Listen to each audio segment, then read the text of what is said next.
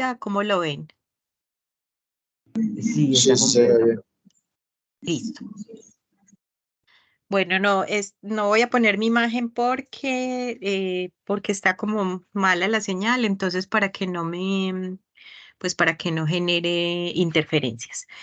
Bueno, entonces aprovechando el enfoque que han venido ustedes utilizando en el semillero, que la propuesta es irse familiarizando poco a poco con las unidades geológicas que están en los alrededores de Medellín, del Valle de Aburrá y de los alrededores, pues me pareció pertinente compartir con ustedes digamos, esta presentación que hice ya en el 2018 en Hawái, utilizando múltiples herramientas para entender cómo ha sido el proceso de deformación en esta zona pues, central de la cordillera central, llamada la Cuenca Magá.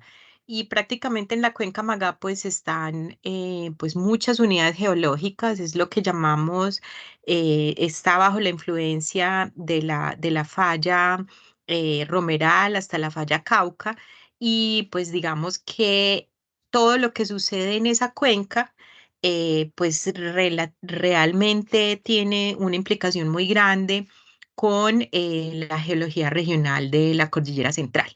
Entonces, digamos que lo interesante de trabajar en cuencas sedimentarias pues en esos espacios es que pues nos va a contar una historia muy grande sobre la geología regional, y eso es lo que vamos a ver el día de hoy.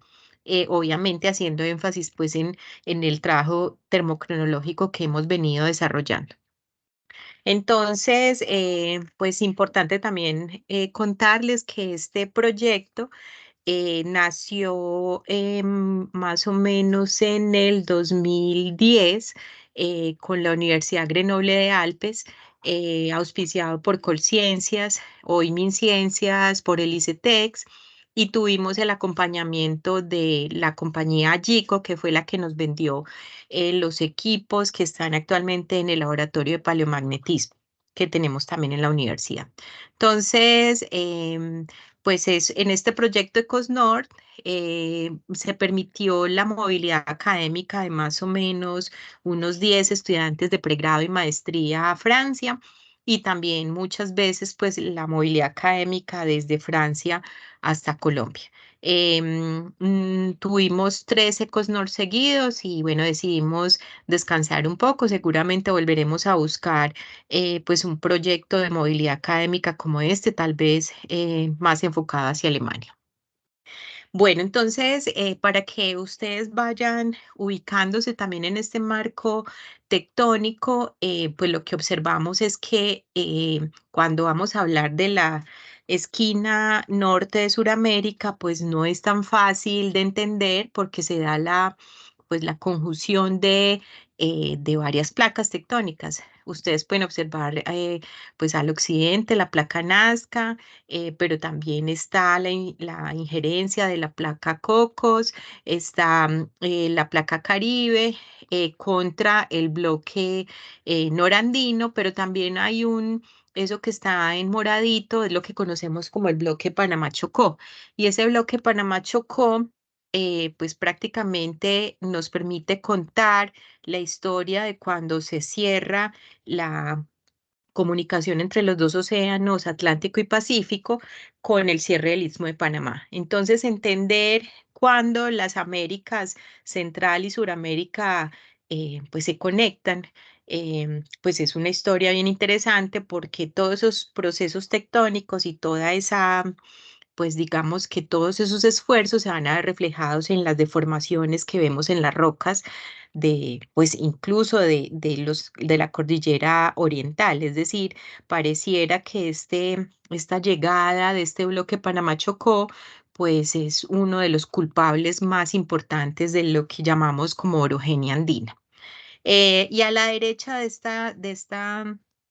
pues de esta diapositiva ven las zonas volcánicas que existen en Colombia, pues que existen en Sudamérica, que conocemos como los que están viendo ígneas o los que ya la vieron o los que la van a ver.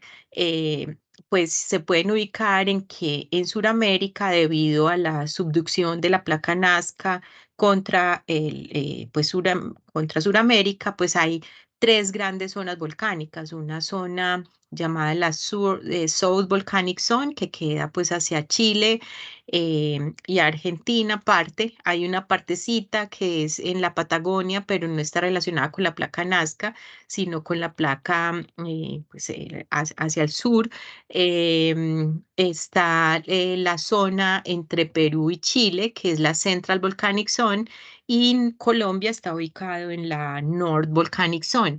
Y eso es bien interesante porque dentro de todos los ambientes de los Andes, la zona volcánica del norte es bien especial. Algún día hablaremos de esto. Bueno, entonces, esto era lo que yo les decía. Esta es una imagen de una carta cronoestratigráfica donde lo que normalmente hacemos es tratar de ubicar espacio-temporalmente los eventos que ocurren en una zona. Y no vamos a hablar solamente de la cuenca Magá, que es esa partecita amarilla que está en voy a tratar de poner el bueno, no, esa partecita amarilla que está en la esquina derecha, pues ya dijimos, la cuenca Magá está limitada por la falla Romeral al este y Cauca al oeste, pero podríamos correlacionar estas cuencas cenozoicas y llamamos estas cuencas siliciclásticas portadoras de carbón desde el sur de Colombia hasta hasta Antioquia. Entonces, prácticamente en el trabajo que publicamos para la Agencia Nacional de Hidrocarburos, dentro de un proyecto que se llamaba Petroleum Geology of Colombia, pues lo que hicimos fue sintetizar la información de la cuenca Amagá-Cauca-Patía, tratando de ver qué similitudes tienen estas unidades desde el sur hasta el norte. Y ustedes pueden observar ahí que hay un basamento y para que le quede claro a todos, eso que llamamos basamento es el lugar donde se depositan las secuencias sedimentarias. El problema en general, sobre todo en la parte norte, es que la cuenca Magá está, pues cuando vemos las relaciones en campo estratigráficas, vemos que en general la cuenca Magá se encuentra fallada con lo que creemos que es su basamento. Y como saben ustedes, los que están viendo estructural, pero creo que ya todos vieron análisis de cuencas sedimentarias, creo que lo vieron el año pasado o el semestre pasado, recordarán que ver esa relación estructural fallada, pues hace que uno pierda todas las relaciones estratigráficas. Entonces, bueno, si se ubican en el Cenozoico, pues la propuesta es que empezó una depositación más o menos hacia el Eoceno, se generaron unas especies de ciénagas del sur al norte y estamos pensando, imagínense un escenario parecido al Caribe actual, donde el mar está cerca, hay unas zonas de ciénagas donde posiblemente hay una pequeña influencia marina, pero seguramente tiene una gran influencia continental. Entonces, lo que observamos en la secuencia sedimentaria, pues es una secuencia siliciclástica de areniscas con pues algunos lodolitas y con carbones. Imagínense un bosque pues como en una especie de ciénaga donde toda esa materia orgánica quedó secuestrada en forma de carbón. Bueno, seguido de eso ya sigue lo que consideramos como, entonces, en términos de la formación Amagá, los que ya se encargaron de hacer la exposición de la formación Amagá pues ha sido ampliamente estudiada por geólogos, y uno de los geólogos más famosos es Emil Gros, que estamos celebrando este año pues como el inicio de su obra. En 2 años esperamos celebrar ya pues la publicación completa del Terciario Carbonífero de Antioquia, que es la obra de Gros, pero lo más importante de contar ahí es que el trabajo de Gros ha sido tan bueno que esos mapas generados a brújula y cinta y sin GPS y sin imágenes de satélite ni fotografías aéreas, siguen siendo casi la geología de la zona. Los bordes entre las litologías, etcétera, siguen siendo casi las mismas.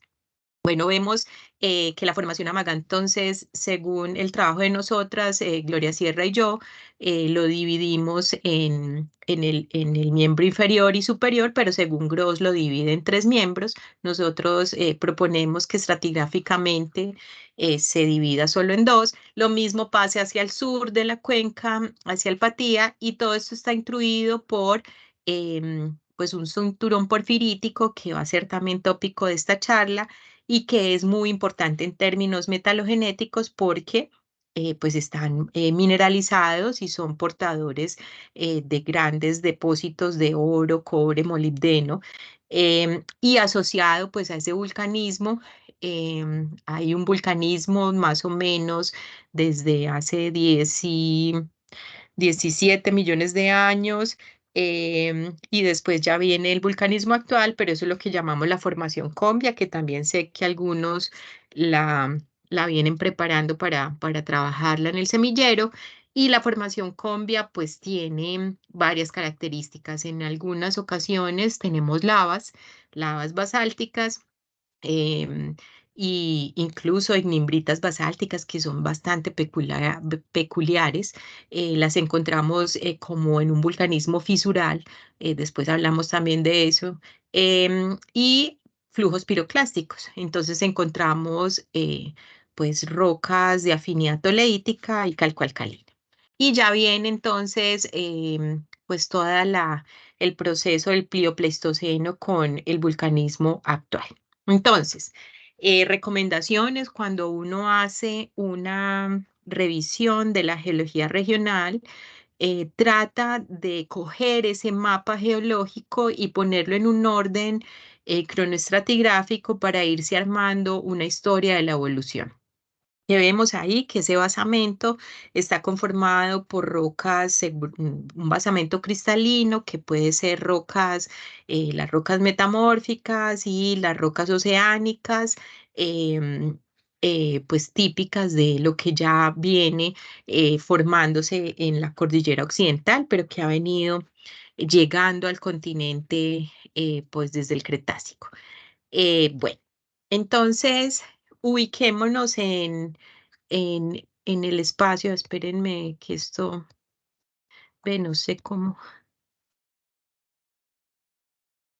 perdón. En esta charla pues hablaremos ay, de esta zona Magá y específicamente de la formación Amagá, que es esa secuencia siliciclástica, del Middle Cauca Belt, que es ese cinturón de pórfidos mineralizados, y de la formación Combia. Entonces, si vemos el contexto, imaginémonos un bloque diagrama de este estilo. También les recomiendo que cada vez que ustedes analicen la geología regional, intenten a partir de esa carta cronoestratigráfica ponerla en un diagrama que les permita ver los posibles procesos geológicos. La propuesta con este bloque diagrama que hicimos Gloria Sierra y yo también es que obviamente ustedes observan que el límite de la cuenca sedimentaria hacia el oriente es la falla Romeral, hacia el occidente es la falla Cauca. Mm, lo que tratamos de detectar es cuando lo que está al oriente de la falla Romeral, que es la cordillera central, em, pues empieza a aportarle a la cuenca, y cuando la cordillera occidental, que está al occidente de la falla Cauca, le empieza a aportar a la cuenca. Mientras tanto, imaginémonos que esa cordillera occidental pues no necesariamente tenía que estar completamente pues expuestas, sino que podrían ser islitas o podría estar en el borde, digamos, en un límite marino continental. Bueno, entonces, con todo esto lo que encontramos es, o nos imaginamos, que la formación Amagá se formó también a partir de ríos que van en dirección sur-norte, muy parecidos al Cauca. Esto tiene muchos contradictores. Algunos piensan que los drenajes pudieron venir directo desde Panamá, es una de las teorías que están. Sin embargo, nosotros, el grupo de nosotros, obviamente con el legado de Gloria Sierra, proponemos que, pues con base en la estratigrafía, en las paleocorrientes, digamos, en la información estratigráfica que ampliamente estudió Gloria Sierra, que es experta en rocas sedimentarias y estratigrafía, que la sedimentación se dio en un río muy parecido al Cauca actual. Bueno, em, entonces, para que se ubiquen también en ese marco cronoestratigráfico que están tratando de armar ustedes, pues es importante traer a colación como algunos procesos que empezaron en el Aptiano Albiano, que posteriormente, pues se dio como otro proceso importante en el Eoceno, Paleoceno, pues al final del Cretácico, el Paleoceno y el Eoceno, y después en el Mioceno, pues en el Eoceno, Mioceno y después en el Mioceno. ¿Eso por qué es importante? Porque cada vez que estos pequeños bloques o esta interacción desde el occidente hacia Suramérica, hacia lo que hoy es Colombia, influye en un proceso. Si llegan bloques, pues algunos los llaman terrenos o bloques exóticos, o el grupo nuestro que trabaja también con el profesor César Vinasco y con el profesor Sergio Restrepo, pues pensamos que son bloques que llegan más en una componente de rumbo. Que la propuesta es que no están ni tan lejos ni tan cerca, que están más pegados a la margen continental y que la falla romeral pues funciona como, digamos, como esa puerta de deslizamiento, esa zona por la cual llegan esos bloques. Inicialmente, entonces, la propuesta con base en la información del doctor Cediel.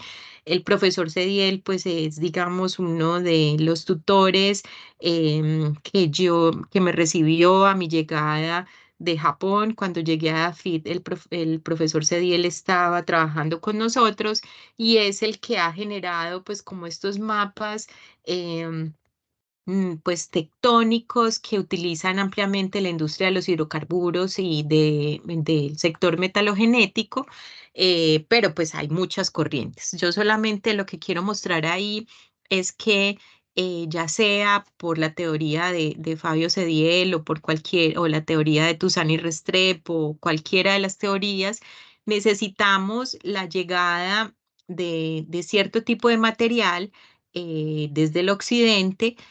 Algunos, como nosotros, lo proponemos para autóctonos, es decir, muy cerca de la margen, pero otros lo proponen como procesos grandes de traslación y rotación que se acrecionan, y ese es un término importante, que se acrecionan, es decir, se adicionan al continente. Entonces, la llegada de lo que se conoce como el terreno romeral o como el bloque tectónico romeral o como el melange de romeral en el Aptiano Albiano. Después la llegada de otro bloque importante que conforma rocas toleíticas de afinidad oceánica, que sería de afinidad de agua. Después lo que se conoce como gorgona, que gorgona es claramente, ese sí está muy claramente estudiado como exótico, es decir, se formó en una parte del Pacífico a partir de una gran pluma mantélica, y todo eso que la expresión máxima está en la isla Gorgona, pero es un bloque exótico que él sí se adicionó o se acrecionó ya en el Eoceno medio al Eoceno, pues en el Eoceno, y finalmente la llegada del bloque Panamá-Chocó.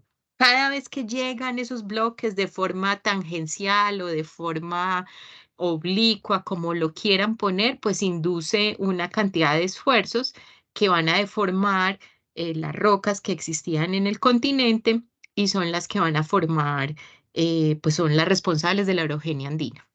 Entonces, si alguien les pregunta, pues, ¿qué edad tienen los Andes, pues, tienen las edades de las rocas de los Andes colombianos, pueden ir desde el precámbrico hasta el cuaternario. Pero ¿qué edad tiene la formación del paisaje andino? Entonces lo vamos a poner desde finales del Cretácico con la llegada de bloques de forma parautóctona o alóctona. Esas dos palabritas son importantes para pensar en totalmente exóticos o parcialmente exóticos, por decirlo así, y cada vez que llegan ellos, pues generan unos esfuerzos que se ven reflejados en levantamientos. Y esos levantamientos tectónicos son los que vamos a tratar de entender vía la termocronología.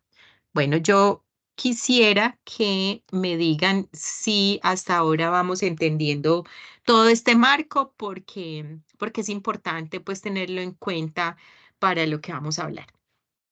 ¿Alguna pregunta hasta ahora? Profe, sí, siempre es complejo, no sé. Pues yo había leído un poco que primero la placa del Caribe estaba en donde ahorita está la placa de Nazca y que se había trasladado al norte y después había rotado y pues ahí también había un arco de isla que se acrecionó al continente y formó, y si no estoy mal, creo que es la cordillera central y No, pues occidental. a la occidental. Ah, listo. Entonces, después de Sí, esa esas son colisión, múltiples hubo teorías, una... ¿cierto? Ajá. Tal vez con esta diagrama, pues con esta imagen que les pongo acá, les puede quedar un poquito más claro y es que, pues, ustedes ven ahí cómo ha sido la propuesta del movimiento de la Placa Caribe, ¿cierto? Y cada vez que la Placa Caribe, imagínense, pues bueno, antes de la Placa Nazca, se llamaba Farallones y Farallones de alguna forma se tuvo que haber fraccionado, partido y algún motor tuvo que haber generado esa ruptura. Pues una propuesta es que en el Cretácico se dio una gran formación de material oceánico porque hubo una época de superproducción de plumas mantélicas.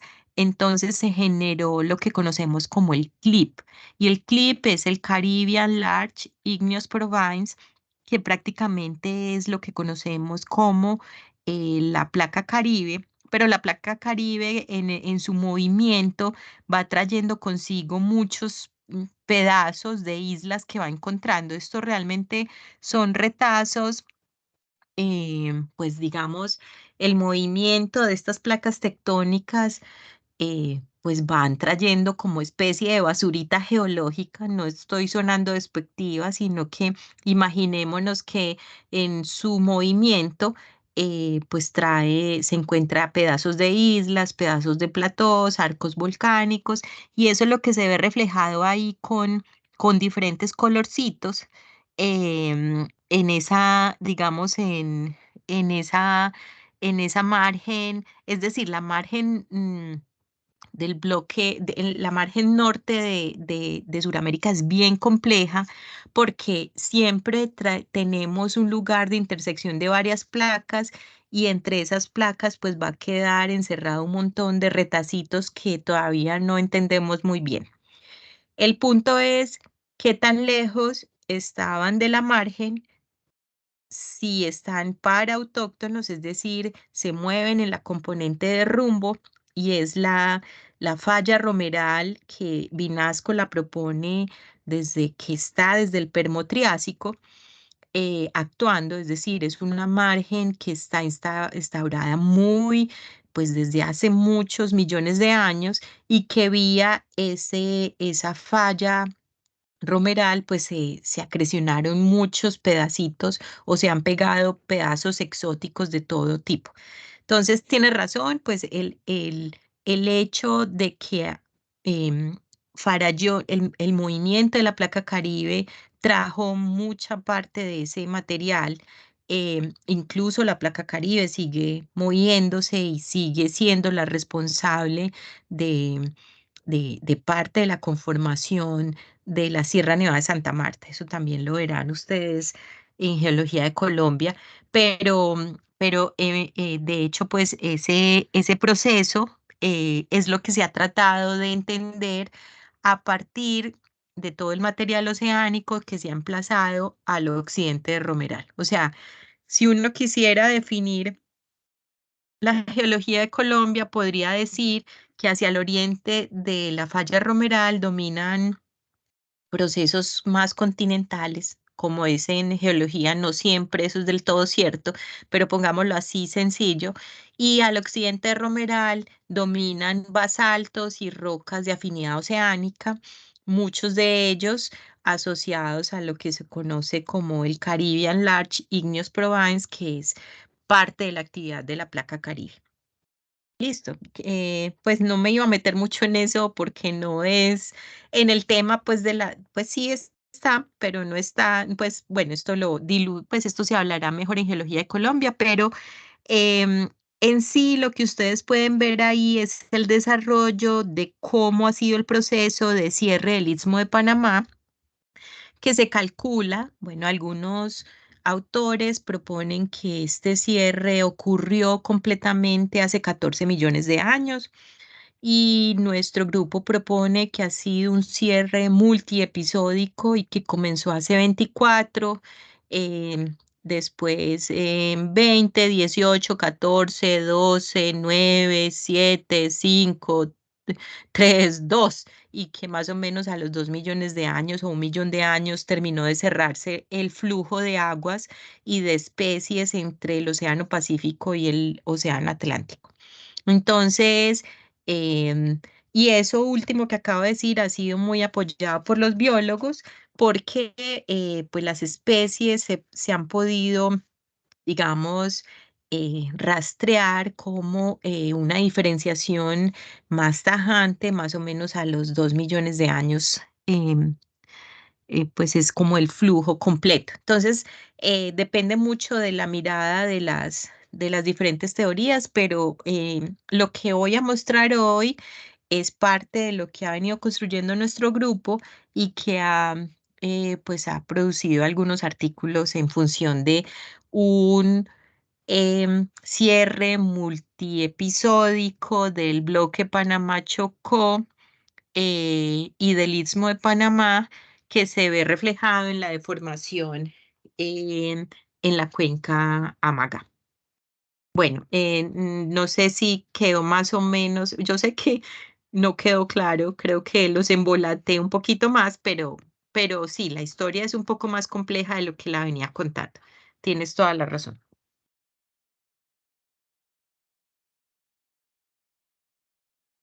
Bueno.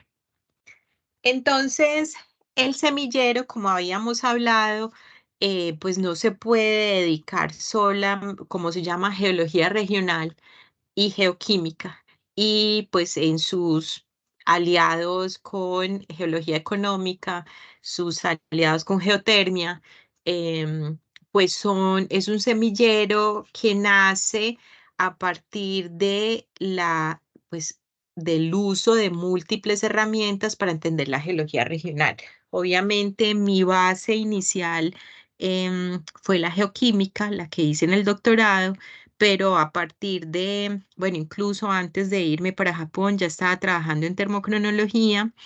Después me metí pues en la geoquímica del vulcanismo andino y cuando regresé a Colombia y tuve la oportunidad de entrar a EAFIT, tuve también la oportunidad de ayudar a poner en marcha el laboratorio de termocronología que ya tenía Gloria Toro, la profesora, pues montado con una, digamos, con unos equipos un poco pues antiguos, pero lo que hicimos con un proyecto que nos ganamos con la Agencia Nacional de Hidrocarburos fue poder poner a punto el laboratorio de termocronología que tenemos actualmente y el de paleomagnetismo. em, que nos permitió, pues nos ha permitido avanzar en esta asociación de múltiples herramientas. Entonces, pues si recuerdan lo que habíamos hablado y lo que han visto en los talleres anteriores, es que cuando hablamos de las edades de los cronómetros, pues tenemos que hablar de los cronómetros en función de los minerales y de los minerales en función de su temperatura de cierre, y que si queremos utilizar la cronología, tenemos que ubicarnos en el tipo de evento que estamos analizando. Y que si queremos trabajar en edades de cristalización o metamorfismo, pues vamos a utilizar los cronómetros de alta temperatura. Y habíamos hablado ya de uranio, plomo en circón y ya pues aplicaciones de uranio plomo en diferentes, pues en otros rangos, en otros minerales que nos permiten pues bajar un poco esa temperatura. Pero cuando ya queremos trabajar, por ejemplo, metamorfismo de alta temperatura, pues también podemos usar esos circones. Polimícticos quiere decir circones que reflejan un crecimiento pues asociado al metamorfismo, o ya si queremos ver el metamorfismo de media temperatura, podemos usar argón-argón, rubidio-estroncio, argón-argón. Y si ya queremos ver procesos de levantamiento, es decir, exhumación, quiere decir cómo las isotermas, cómo una roca nos va a reflejar cómo va pasando por la isoterma 300, 200, 100, hasta llegar a expuesta, donde aplicamos pues el método de isotopía cosmogénica. Entonces, este cuadrito que tienen ustedes ahí, lo que nos permite ver o lo que nos permite utilizar es cuál es el método de datación que quiero o que necesito usar dependiendo del fenómeno geológico. Y ya habíamos hablado de lo que es el método por huellas de fisión con detector externo, como lo vemos en el taller anterior, y es que a medida que se da el decaimiento isotópico del uranio, pues genera unos daños en la retícula cristalina que se ven reflejados en trazas, y que es lo que contamos pues en el microscopio. El otro método que utilizamos es anisotropía de susceptibilidad magnética y paleomagnetismo, y este prácticamente es pues coger unas muestras de núcleos orientados. En el laboratorio tenemos la perforadora que nos permite sacar núcleos de rocas cristalinas, pues ígneas metamórficas, pero también tenemos y sacamos un artículo, Gloria Sierra y yo y nuestro grupo de semillero de ese momento, donde se diseñó pues un acople a la, pues a la cortadora de rocas para rocas sedimentarias. Y analizar la anisotropía de susceptibilidad magnética quiere decir, vamos a ver cómo los minerales magnéticos eh, nos van a registrar una dirección preferencial, porque los minerales magnéticos, ya sean en rocas ígneas, o metamórficas o sedimentarias, pueden quedar orientados en la dirección de la sedimentación o de la forma en que se dio el enfriamiento magmático, o en el caso de rocas metamórficas, en función de la foliación, por ejemplo.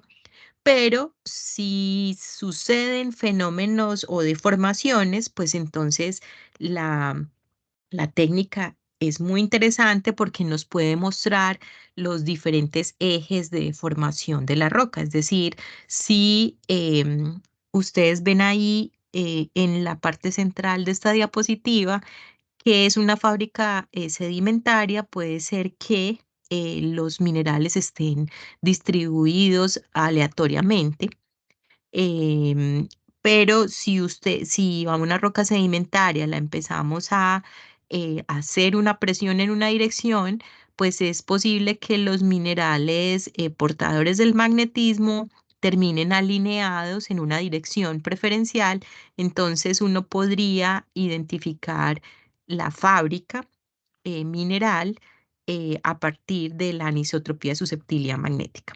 Los que no han tenido la oportunidad de ir al laboratorio, entonces, también sería, o sea, estamos pendientes de generar una primera visita a cómo se hace el proceso de preparación de muestras, pero también pedirle una visita o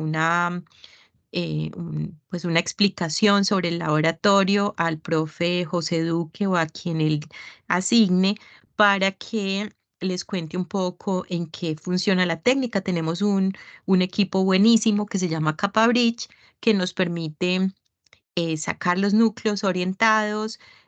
Pues tenemos una cortadora que nos permite sacar los núcleos y que al llevar estos núcleos al capa bridge, lo que nos hace esta técnica es mostrar en qué dirección se encuentran alineados los minerales portadores del magnetismo. También tenemos el apoyo de la compañía Gico para hacer curvas de temperatura contra el campo magnético para ver quién es el mineral que nos permite identificar esa fábrica magnética. Y en la parte de abajo lo que vemos es un diagrama que nos permite entender si la parte izquierda inferior es un diagrama que nos permite ver cómo son esas curvas de temperatura y magnetismo para ver quién está, pues cómo es el comportamiento de esos minerales. Y el de la parte inferior derecha nos permite ver si esas muestras que sacamos permiten identificar por medio de una desmagnetización, ver si ellas han tenido procesos de traslación o rotación. En este momento creo que el laboratorio tiene algunos problemas con el magnetómetro. En sí, lo que podemos utilizar realmente muy bien es el capa bridge, que es para anisotropía de susceptibilidad magnética. Entonces, esta es la segunda técnica.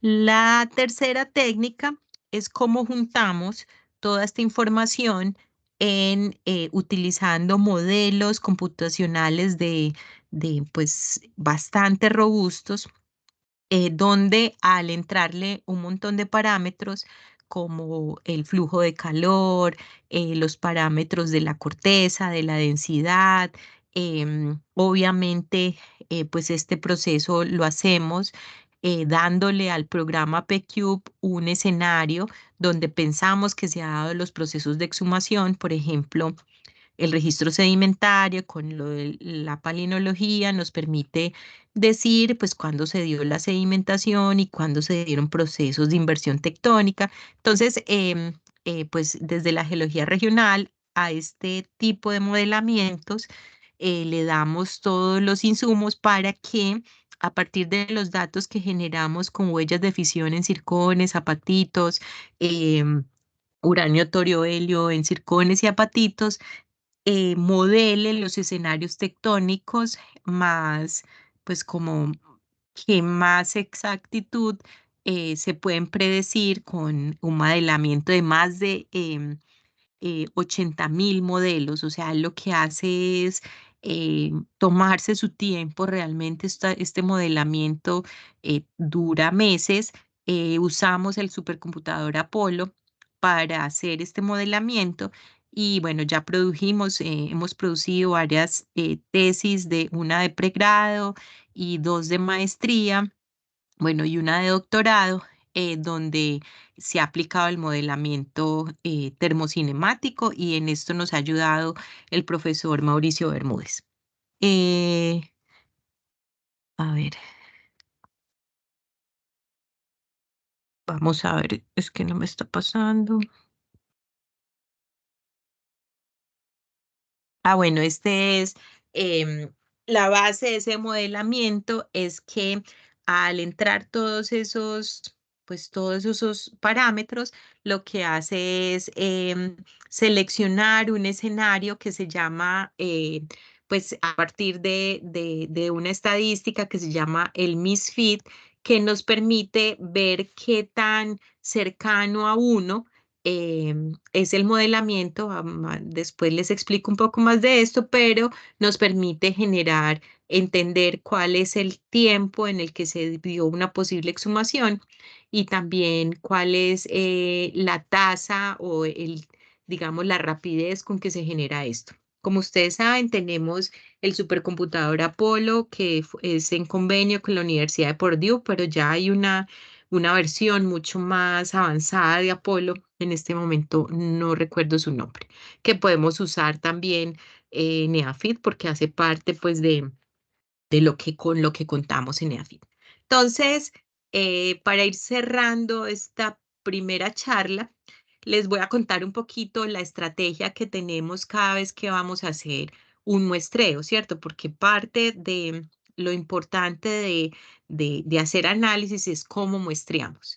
En un país o en un paisaje como Colombia, donde tenemos cambios altitudinales tan grandes, entonces es muy importante tomar perfiles verticales, porque, por ejemplo, yo tomo una muestra en la base del Valle de Aburrá y me voy cada, no sé, cada 200, 300 metros en la vertical tomando muestras. Es posible que ahí yo pueda detectar pues cómo ha sido el proceso de levantamiento, ¿cierto? Cómo todos estos bloques que conforman actualmente la cordillera central, pues han ido subiendo y me van generando un registro cronoestratigráfico a partir de termocronología.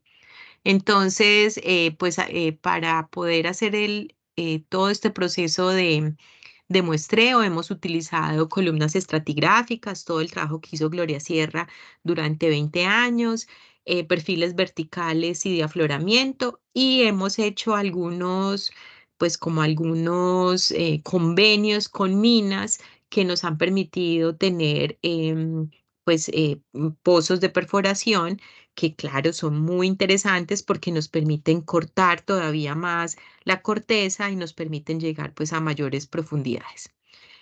Bueno, entonces, este es el panorama en la zona que ustedes están interesados. Estamos aquí en lo que es pues si se ubican, estamos en lo que es la Cuenca Magá, desde la falla Romeral hasta la falla Cauca o Sabana Larga aparece ahí y aparecen unidades de diferentes colores.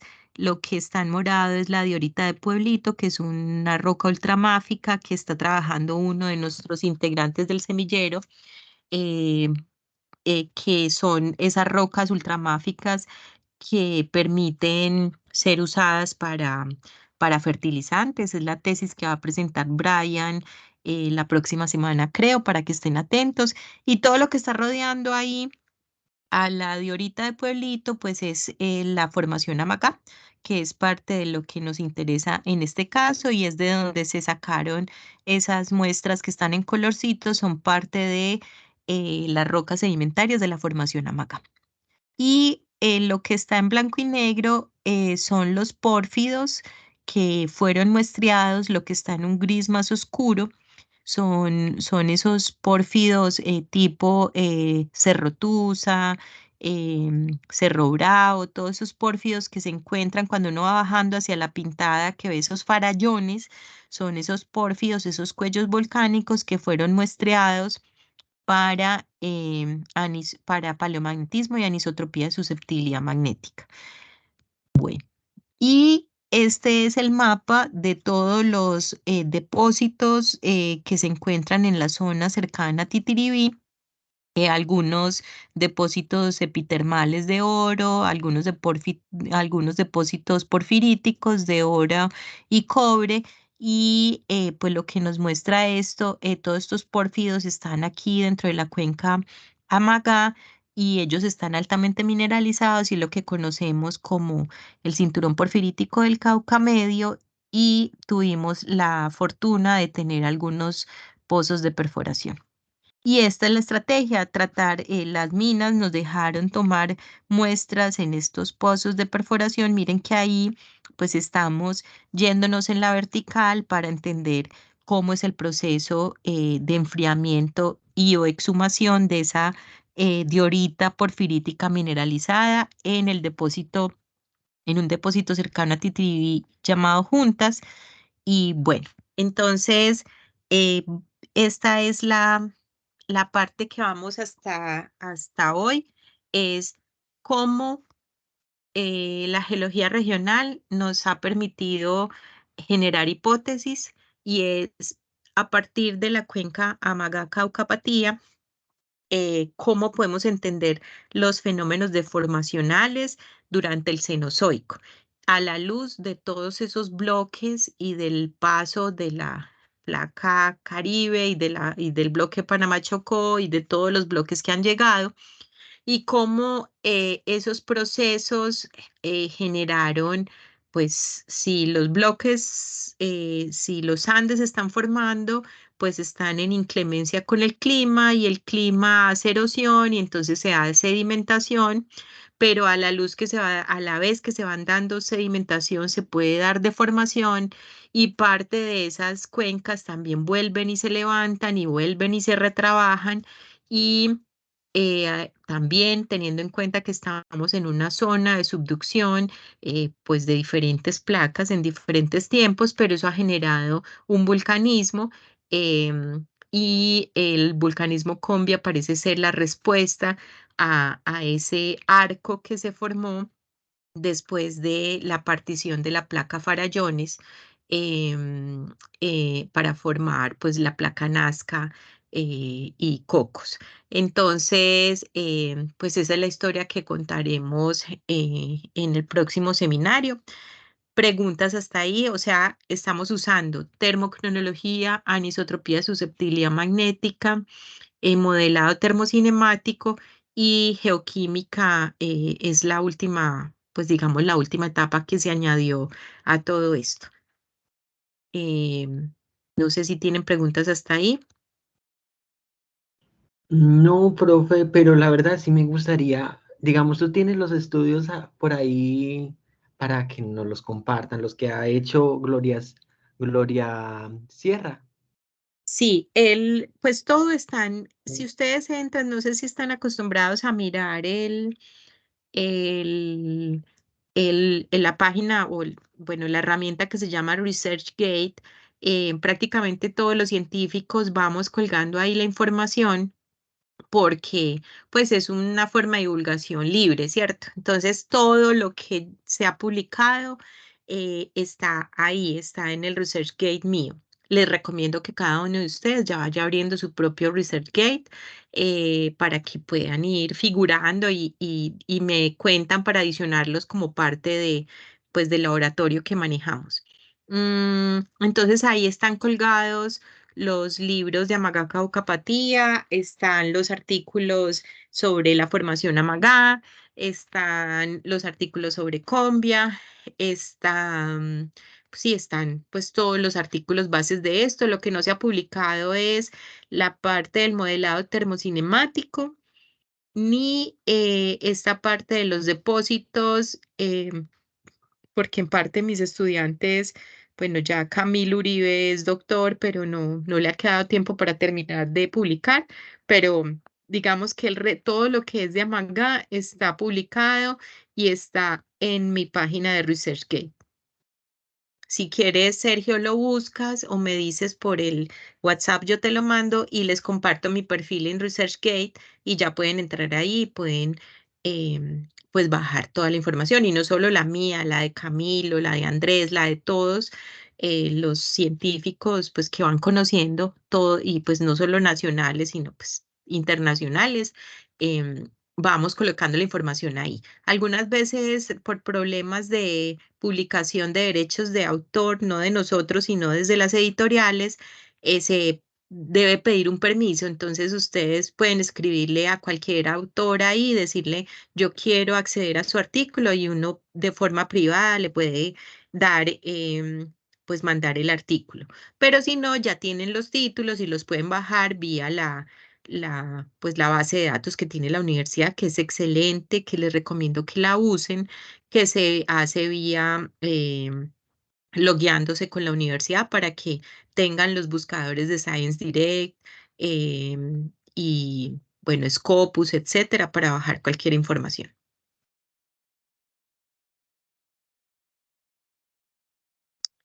No sé, algo Ok, más.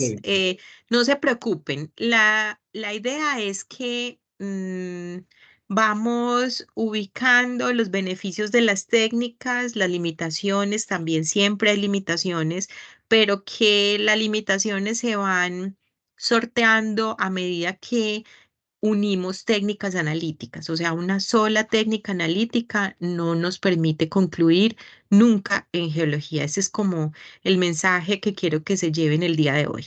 Es decir, si en EAFIT tenemos laboratorio de termocronología, laboratorio de preparación de muestras, laboratorio de petrología, y laboratorio de paleomagnetismo o de técnicas magnéticas, creo que se llama ahora, pues entonces podemos generar proyectos mucho más robustos si pretendemos, si podemos usar varias técnicas. Lo que pasa es que quita tiempo, pero es posible que como lo hacemos en el semillero, alguna persona ya haya hecho una parte, entonces la otra retoma con otra técnica y la otra retoma con otra técnica y eso nos permite avanzar muchísimo más.